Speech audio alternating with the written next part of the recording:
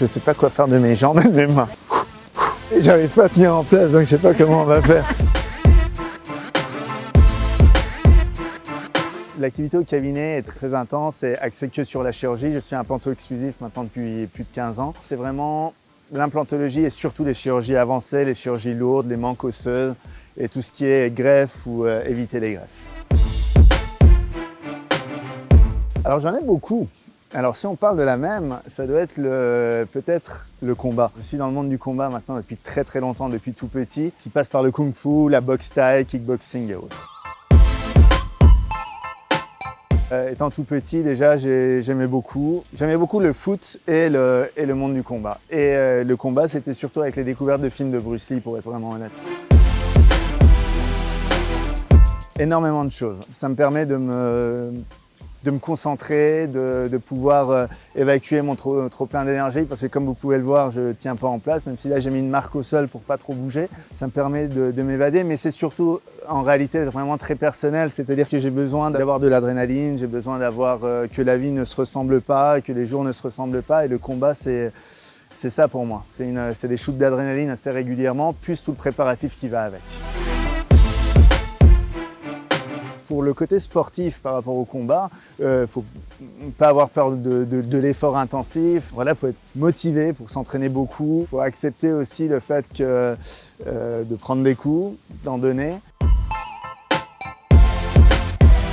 Impact positif et impact négatif. Impact positif, tout ce que tu peux apporter à ton équipe avec ton énergie. Et puis tu as l'impact négatif, des fois où tu arrives au cabinet et tu as des cocards. Et puis il y a aussi le fait dans ta tête où tu as fait un énorme combat le samedi dans un show énorme et puis tu arrives le lundi matin, il faut que tu sois posé, normal, comme si c'était rien passé. C'est très compliqué. On va pas se mentir, c'est super dur. Au départ, c'était simple. Pour moi, pendant les études, puis l'activité a pris énormément d'ampleur et la spécialisation en chirurgie, plus le fait de faire beaucoup de formations, des congrès à droite, à gauche, des déplacements, il faut réussir à gérer tout ça. Au bout d'un moment, il faut que tu fasses des choix et moi j'ai tapé dans le sommeil. Non, à aucun moment. En boxe, je me suis jamais dit je vais faire que la boxe et plus rien d'autre à côté. Ça t'enlève le côté passion, c'est-à-dire si tu dois faire des combats tous les 15 jours pour pouvoir gagner ta vie avec ça, c'est plus la même façon de gérer que quand tu prends quelques gros combats et que tu peux bien te préparer. Donc non, j'ai jamais eu cette hésitation.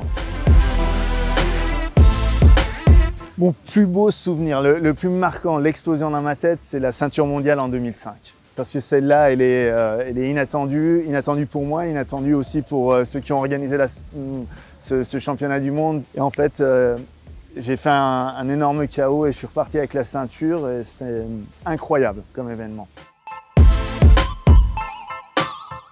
Juste avant un combat, j'aime bien me balader dans la salle. Donc j'aime bien prendre l'ambiance et avoir l'adrénaline qui monte de plus en plus. Après, je commence à m'isoler, je commence à mettre ma musique dans les oreilles. En même temps, je marche, je danse, je tape dans le vide, je passe pour un fou. Et puis après, quelques temps avant le combat, je commence à rentrer dans ma bulle. On rigole, on déconne, on essaie de se détendre et de se dire que c'est un moment comme un autre. Ah, Covid et boxe, une catastrophe. Vraiment terrible. Déjà, il y a eu tout le premier confinement, on n'a pas pu s'entraîner. Puis une fois qu'on a été déconfiné, on avait autorisation de s'entraîner, mais c'était avec masque. Et là, maintenant, même chose, on n'a pas le droit puisque les salles sont fermées. Donc je m'entraîne, je fais en sorte de garder le maximum, à la fois le niveau et surtout le fighting spirit. C'est ça que tu peux perdre quand tu es tout seul. En fait, j'ai pris une grande décision, c'est que le Covid n'aurait pas raison de la fin de ma carrière.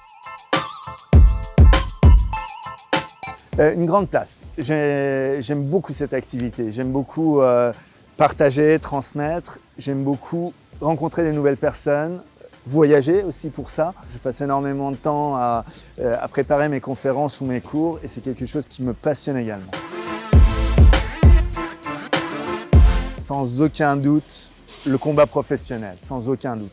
Parce que tu as une exigence au niveau des entraînements qui est juste folle.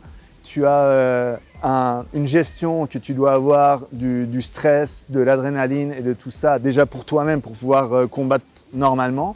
Avoir une vie normale aussi et que les gens autour de toi, tu leur pourrisses pas la vie à cause de ton stress. Donc cette gestion-là t'apprend déjà énormément. Et puis, à côté de ça, ça t'apprend vraiment l'humilité. C'est-à-dire que tu as des hauts, tu as des très bas. Donc ce haut et bas t'apprend vraiment beaucoup de choses, que tout change en une seconde. Ah mais foncez. Il n'y a même pas de conseils à donner. Je pense que c'est vraiment quelque chose qui doit être ressenti. Chacun est différent. Il y a des personnes qui vont avoir besoin, d'autres non. Il y a des personnes qui ont besoin de leur stabilité et d'une vie plus paisible. Et il y en a d'autres qui ont besoin que ça soit tout le temps agité. Moi, j'ai besoin de ça. Il y a certains qui vont se reconnaître et puis il y en a d'autres, je vais les fatiguer. Je comprends. J'avais besoin d'un sèche-cheveux.